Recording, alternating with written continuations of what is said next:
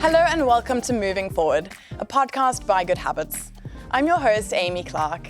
In this podcast, we make sure you get all the insights you need to build a high-performing learning culture to future-proof your organization. Whether you're an HR professional, a learning and development manager, or anyone looking to give your team a leg up, you'll learn the trends and tricks to get your people learning and moving forward. In each episode, we invite an expert or two to unpack some key statements designed to get them sharing their best insights. And today we're focusing on feedback. How can you give it effectively? Why does it often feel so challenging? And what makes feedback powerful?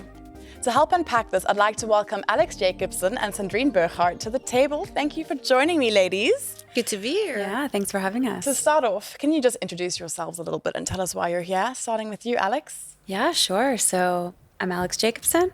I'm here today because I have had a lot of personal practice in the realm of giving and receiving feedback. I spent 13 years at Netflix doing lots of different jobs within HR, but my last role was leading the entire EMEA HR team across all of the different HR functions, including HR business partnering, recruitment, learning and development, inclusion, et cetera. So I had to spend a lot of time thinking about this topic. I've since left Netflix, and now I own my own consultancy called Alma Advisory. Nice, brilliant. Thank you so much. And Sandrine? I'm Sandrine Burghardt. I am HR director here at Good Habits. And I think like every HR professional, for me, prioritizing feedback and a feedback culture is, of course, key in our HR strategy and the things we focus on. And I think like every HR professional, I'm so fascinated about the feedback culture of Netflix. So I'm excited to hear your thoughts and experiences. Yeah, we're absolutely going to dive into it and learn some best practices because feedback, it seems like a simple thing. It's part of your managerial duties. But there's an art to it that I think we'll unpack a little bit now. And I think your take is going to really help us give people some really good advice. So with that, we start with statements. We're going to start with the first one, which is feedback is a scarcity in the modern workplace. Alex, I'm going to ask you to unpack this one first. What do you think? Oh, yeah. I mean, even at Netflix, which is a place that prides itself on being super candid and being highly driven by feedback, it still can feel super scarce in an environment like that. And I think that's because humans work at these companies. And as humans, we tend to fear discomfort a little bit, and we want to take the path of least resistance. And sometimes it's just easier to talk about someone behind their back than it is to have a tough conversation to their face. Oh, that's rough. Okay, what do you think? I think yes and no, actually. No, because I do see that more and more companies really see the importance of feedback and also see it as a driver of success. Same counts for employees, actually. I also see that people are more eager to receive feedback and more often ask for feedback. But I also agree with you that where's still room for improvement is what is good feedback and understand when it really has the quality in order to really drive success. I think there's still some work to do. Yeah, I think for me, the statement is, is feedback scarce? I think maybe it's not scarce, it's just good feedback is scarce. Yes, that's a great way to put it. I know I'm like, Sandrine is so much more altruistic than I am here. Yeah, I agree. Good feedback is scarce. I think there are lots of instances where in a workplace, you might hear someone say, you're a really great colleague to work with, or you're not such a great colleague to work with. That is feedback technically, but it's not helpful. It's not going to help me meaningfully change my behavior. So I think the quality of the feedback is a great way to put it. When you're talking earlier about discomfort, can you tell us a bit more about these feelings that come with, I think, giving and receiving feedback? Yeah, I mean, I think they're superhuman feelings. I worked in an environment for 13 years where we had no formal performance reviews, and we solely relied on face-to-face, sometimes written, but primarily face-to-face feedback as our means of driving performance as leaders, as our means of developing as employees. And so I would say I should be really practiced at it, but I still find it uncomfortable, particularly when you're giving constructive feedback, because it's really hard to have to tell someone that they're doing something that's not great. And then I think you add on things like hierarchy, cultural differences, office politics, which I think are a big one. Like people just don't even want to touch that stuff, right? They don't want to disrupt or rock the boat. And so they would rather keep something to themselves or go talk a bunch of you know what behind someone else's back before they actually say it to their face. Just like go back a second, no formal performance reviews. No. And that's like by choice. It's not like they forgot to set it up. I mean, it could be that they forgot to set it up. I don't know. I don't know if it's changed since I've left, to be honest, but let's say I left 2 years ago, and the entirety of my 13 plus years there, never had a formal performance review, never gave one. And that really forces you, particularly as both just an employee and as a leader, to regularly give feedback and to seek it as well, because how else do you know where you stand? And there are some leaders that are really great at giving feedback and some that aren't so great. So sometimes as someone who's trying to learn and who's trying to grow, you have to actively seek it out. So I sort of got practiced on both sides, and seeking, receiving, and then also giving it as well. Yeah, but feedback on itself is not very brain friendly, right? We are not programmed to give feedback. So if you look at the concept of feedback, then you break it down into pieces, then what do you need? Someone that gives feedback, that's number one. It's not rocket science, right? It's someone that gives feedback, someone that receives feedback, and all in the context of development. And then if you think of the one giving feedback, it should be constructive, open, direct, and most importantly, you must dare to give that feedback. And people are afraid because they want to be liked. They don't want to hurt someone else. That's luckily how our brain is programmed. And for the one receiving feedback, you need to be adaptable and open. While when you get feedback, what the brain does is fight and flight. So it is not easy to just give and receive feedback. You need soft skills development in order to be successful in giving and receiving feedback. And I think coming back to the statement, that is where companies can still improve. I think that is scarce in itself. Absolutely. And if we're talking about no formal structure in performance review, then the skills of the manager in that situation is really going to come in, and also just like their own motivation to make sure they set up those moments. That must be really tough. And I mean, like Sandrine said, giving feedback is a skill, but receiving it is also. And I think another reason that good feedback tends to be more scarce, or feedback in general, is because people associate giving constructive feedback with sort of a lack of kindness. Like you were saying, the brain is programmed to be kind, which is a really nice thing. But really in my mind, and I always steal this quote from Brene Brown, clear is kind. And, really it's actually an act of kindness to show courage in giving someone feedback that may be tough for you to deliver and tough for them to hear. Yeah, it's interesting because the lens is usually it's not nice, it's not friendly, it's not. While if you change that mindset to, I enable someone to be more successful, to get the best out of themselves, then it's also more easy to give that feedback, and it makes more sense to do that. It's knowing that you have their best interest at heart, and hopefully if they also trust that you have their best interest at heart, it is easier to hear it.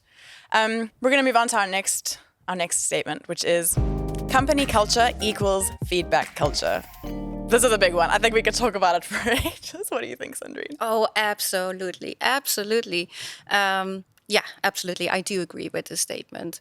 For example, if you surround yourself with people that never give feedback to each other, you can be the best feedback giver, but you will never do it because you don't feel empowered or enabled to do that. Also, there's a social context in which you don't feel the safety to provide feedback.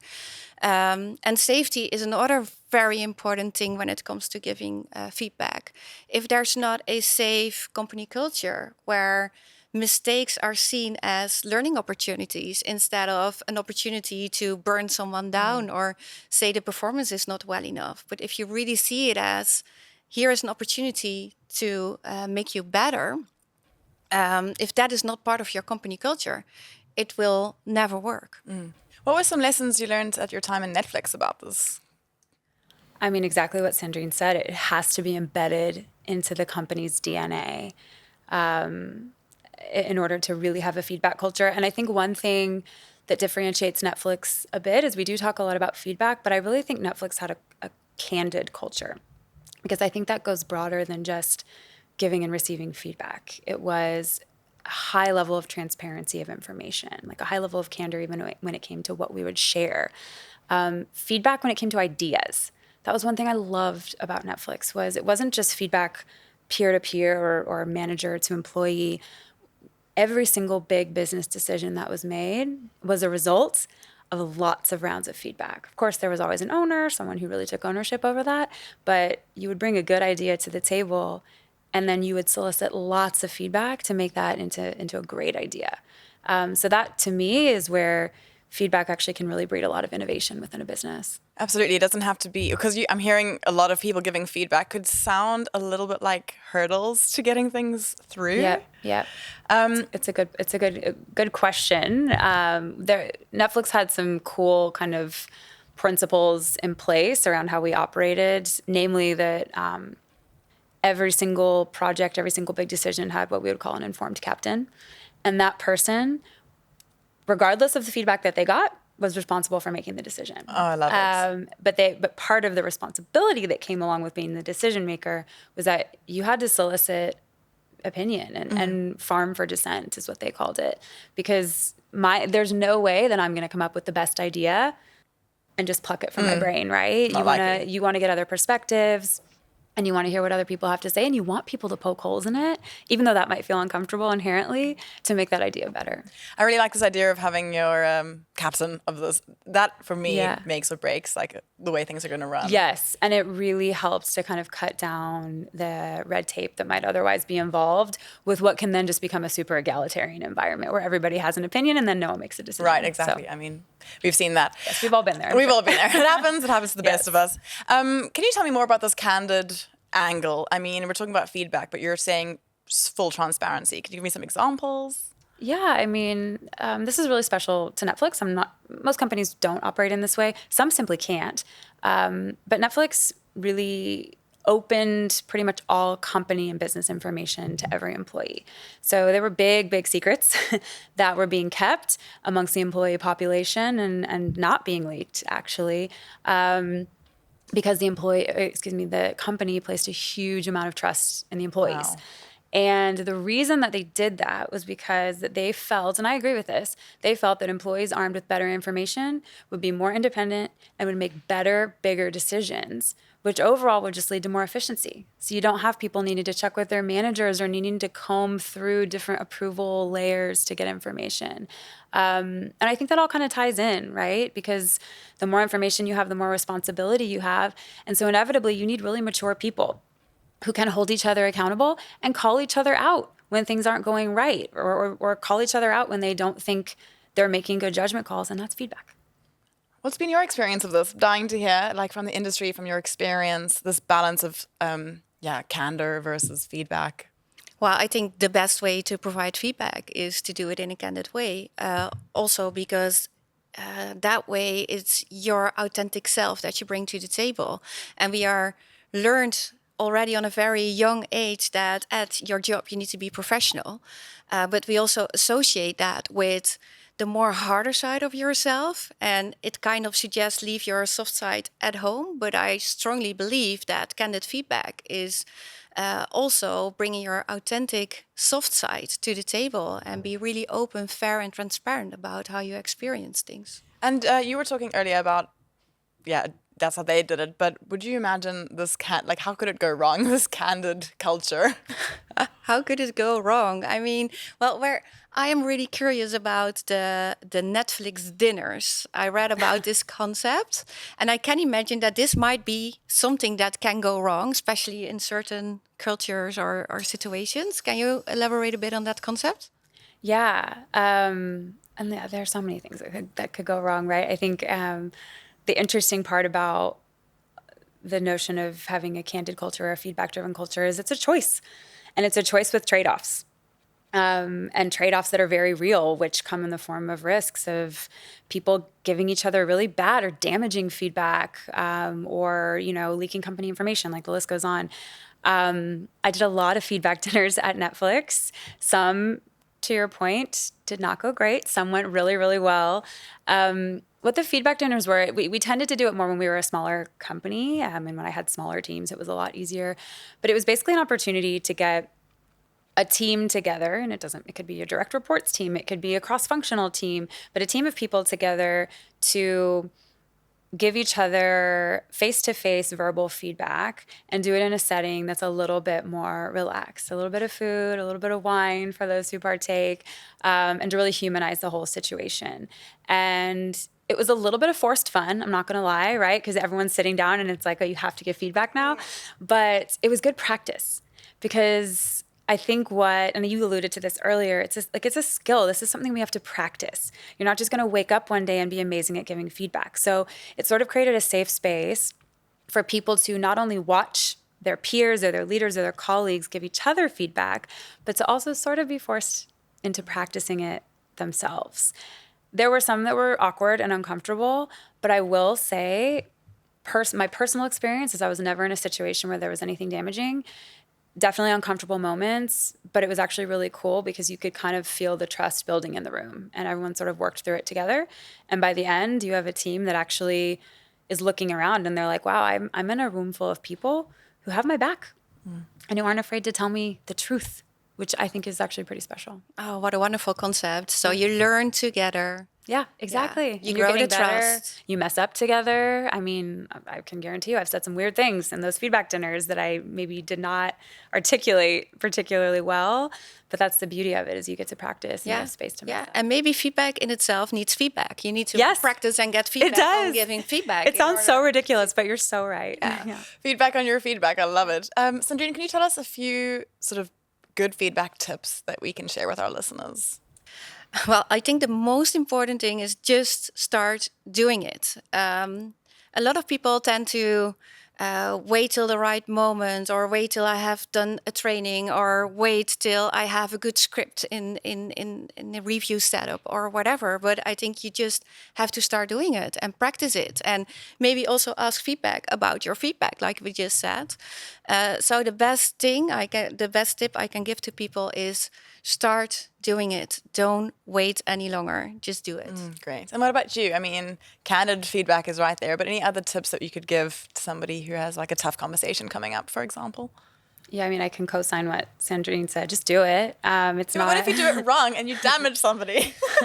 There's few things that you can say that can really damage someone. I think if you are worried about damage, I think the number one thing I always tell people is check your biases when you're going into these conversations.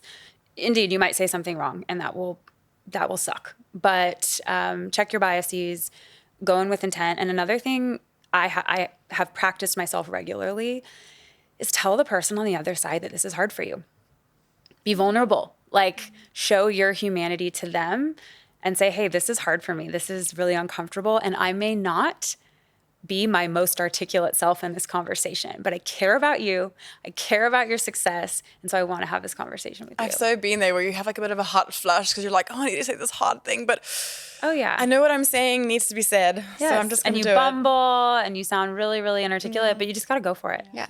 And be prepared, but also open to the other perspective. Yeah. So don't go in that meeting with the intention to get right, to get the confirmation from the other that you have seen it right. It's an open conversation, so you should also be open to the feedback of the other person. Absolutely. Yeah, some people like prepare for battle when they're going in for feedback, and you don't need to do that at all. Like you said, you just bring who you are, bring yourself, and speak with good intent. Before we move on to the next statement, I have to ask your opinion of one thing. Yes. The feedback sandwich. No. No. You know, the positive, then you have the critical, and then you end on a good note. Yeah. You know, what's your view on the feedback sandwich? There's another word for it, but I don't know if we're allowed to say it on this podcast, so I won't. Ooh, makes me curious. Say it, just say it. We can get it out. It's the shit sandwich. It's the very natural human thing to do, is to cushion your tough feedback with two really nice things. Sandrine, I love your hair today. I think you're a really kind person. I have a lot of feedback on your poor leadership skills. And by the way, did I mention how much I love your necklace? When she hears that was not a great example of feedback, by the way, but when she hears that, how is your brain supposed to process all of that information, first of all, right? And then the tough message, which I completely glossed over, gets lost in the positive. So Sandrine's thinking, well, Alex loves my outfit today and loves my look today. And she's completely lost out on the fact that I actually had something really constructive to say about her leadership. So you can do it, but A, you're wasting your time, and B, you're doing the person on the other side a huge disservice. Yeah, absolutely.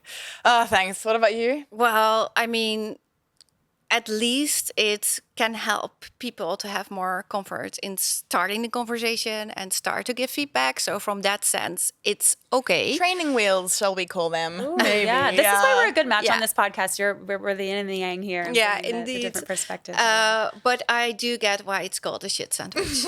And I mean, it's all, it's not working on where you should invest in. And that is, again, the soft skills. If you really want to work on a feedback culture, then things like empathy, listening, communication skills, both verbal and non-verbal, those are the things that really matter. Awesome. Thank you. Well, we're moving on to our next statement, which I think we've covered a lot of, but it's performance review cycles are the most important feedback moments. Now, I think I know where you stand on this, but let's unpack this some more. What do you think about it? Absolutely not. It shouldn't be a feedback moment, in my opinion. It's the result of every feedback moment you had during the year. It's an evaluation. It's a conclusion. It would be really bad to save all your feedback to that specific moment that is maybe once in 6 months or once in 12 months. So no, it's definitely not. I really love the way you're framing it as a conclusion. I think I've heard a lot of people say it shouldn't be, nothing in a performance review conversation should be a surprise. But to label it as a conclusion really rounds it out for me. Alex, do you think we should all be dismantling our performance review processes? Or what's the future of that? Yes, I do. But I certainly don't have a silver bullet. No one that I know, and I feel like I know a lot of amazing HR leaders across the world at this point, no one that I know has figured out what this should look like. I do think we should dismantle it. Because I do think that the in-the-moment feedback that happens in the hallway, that happens in a one-on-one sort of ad hoc, that's where the most learning happens. I think performance reviews tend to make it a lot harder for people to tie the behavior to the feedback because so much time has passed. And I also think it's just really hard to figure out, like, how am I supposed to meaningfully change my behavior because I got a 4 out of 5 or because I got a meets expectations versus an exceeds expectations. That's where I think we probably need to do some tweaking in the performance reviews. We always got a lot of feedback at Netflix that, not having performance reviews leaves you open to so much bias and it's so subjective. Most formal performance reviews also are open to so much bias and are so subjective and are interpreted so wildly differently across organizations that I feel like there's some sort of combination of the two, probably more heavily geared towards regular feedback, with the performance review being the conclusion. That's the way to go. Maybe Sandrine and I are going to go off and start this business together someday and figure out how to fix performance actually do reviews. it. Yeah, that would be a great one because indeed, as you said, no one really figured out what is the right way of doing it. No. Yeah. It's the first thing that my mom told me when I became a manager. She was like, you're going to try because I'm a very structured person, you're going to try so hard to make it objective and spreadsheets and checklists. Just know that it almost is guaranteed to not work that way. It was a wake-up call.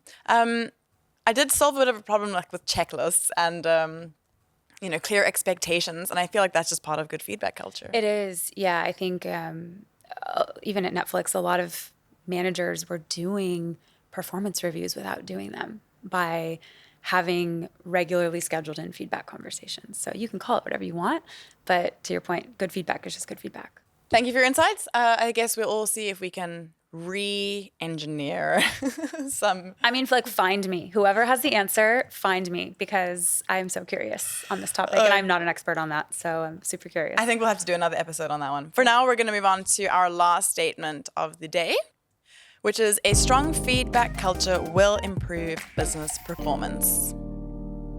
I feel like that's indisputable. Yeah, I mean, we're both nodding our heads. Yeah.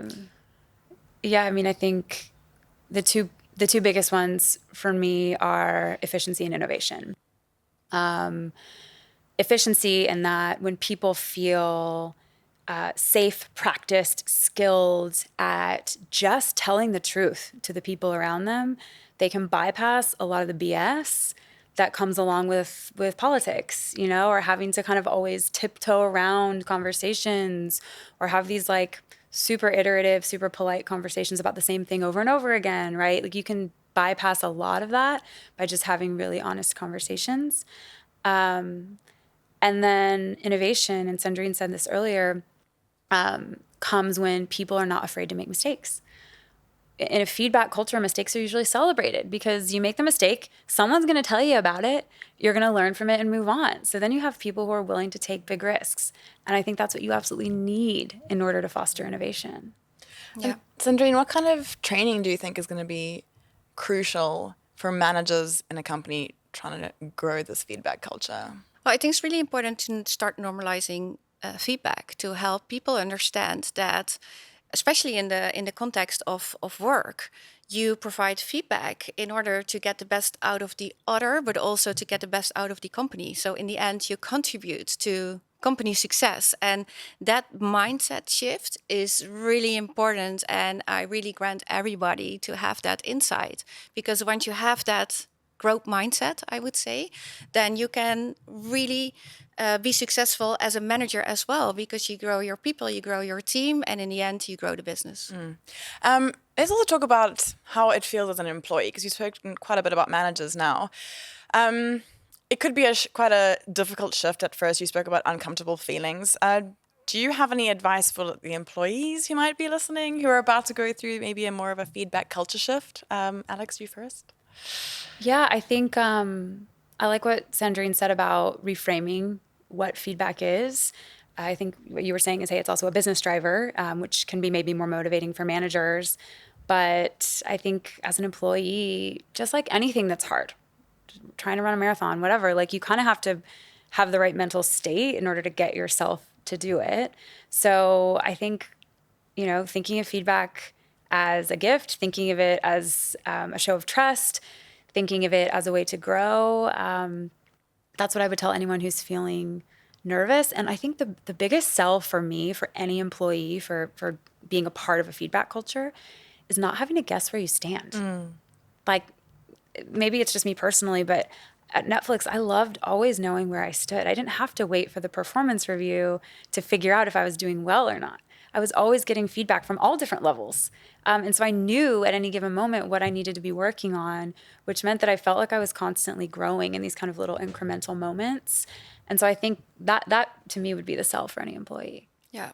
And also for employees to realize that who is in the end responsible for feedback. I mean, you should have the sense that it's important for me as an employee, for me in my life, for me in my career, to receive feedback. So instead of looking at my manager and wait till he or she provides me feedback, go out, ask for feedback every time. If you gave a presentation, ask the people that were there, ask your audience, how did I do? What can I improve? It can be so simple. I really love that, because you can almost like take the sting out of it if you're actually asking for it first, and maybe also helping a manager who's maybe new at it. You're like, hey, actually, I want to know how I'm doing. Please let me know. Yeah. I really love that. It's good advice. I think we're ready to wrap up. Maybe let's say one last round, final tips on how to implement a feedback culture. Number one thing that you need someone to walk away with after this podcast. I mean, number one thing, this is like stating the obvious, but I feel like I have to say it because, you know, we're HR leaders here. This starts at the top. So if you are looking to do this in your organization and your executive leaders, not the HR team, this is not on HR, your executive leaders are not bought in and are not willing to get uncomfortable themselves and model this feedback for the company with each other, then don't even try. Don't even worry about it. And then more practically, for someone who's just trying to figure out how can I start doing this today with the people around me, one thing that I like to do is going into a meeting, I really would like to share things that I was working on. So I might go into a meeting with Sandrine and be like, hey, I'm going to ask you for feedback today. Here's a couple of things I'm working on, or here's a few things I've been told about my style or how I operate. Would love to get your commentary on that. And so that opens the door a little bit to a more productive conversation versus me completely catching Sandrine off guard and her either feeling uncomfortable or just hand waving the conversation. So that might look like, hi, I've been told that sometimes I can come off a little bit aggressive when I'm excited. Yeah. What has been your experience of this? Yeah. I'm totally going to practice that. Yeah. It's a great way to open the door. Give it a try. I love that. What about you? Well, I agree actually with everything you say. So it starts at the top. They should be the role model. They should be open for feedback themselves. They should set the stage. When it comes to self-reflection, as you just said, I think it's really important also to provide your people with the tools to be able to do that self-reflection. So assessments, for example, so people get a good view on who they are, what the blind spots are. And they can also show that to their peers, to their manager, which is very helpful in the context of feedback as well. And third one, I think is really important to provide your people with the right tool set. Training on the skills you need to provide good feedback. Absolutely. Couldn't agree more. Thank you so much. I think I would like to share my final takeaway, which was what you said about having more company information freely available. Yep. I really like the idea that it gives more responsibility to those. I mean, it's a big risk. I get it. Yeah. But gives people the information they need to make big decisions. And I just think that's really, really cool. So I haven't heard of a company that does that to that scale. So it's interesting to hear about it. Thank you for sharing. That's all we have time for today. Appreciate you guys being here and sharing your insights. Thank you. For those of you tuning in, thank you so much for joining us on this episode of Moving Forward. If you learned something new today, please share this episode with a colleague or a friend. And while you're at it, give us a review. This helps others find this podcast and help them move their people forward too. Thanks for joining. Until next time.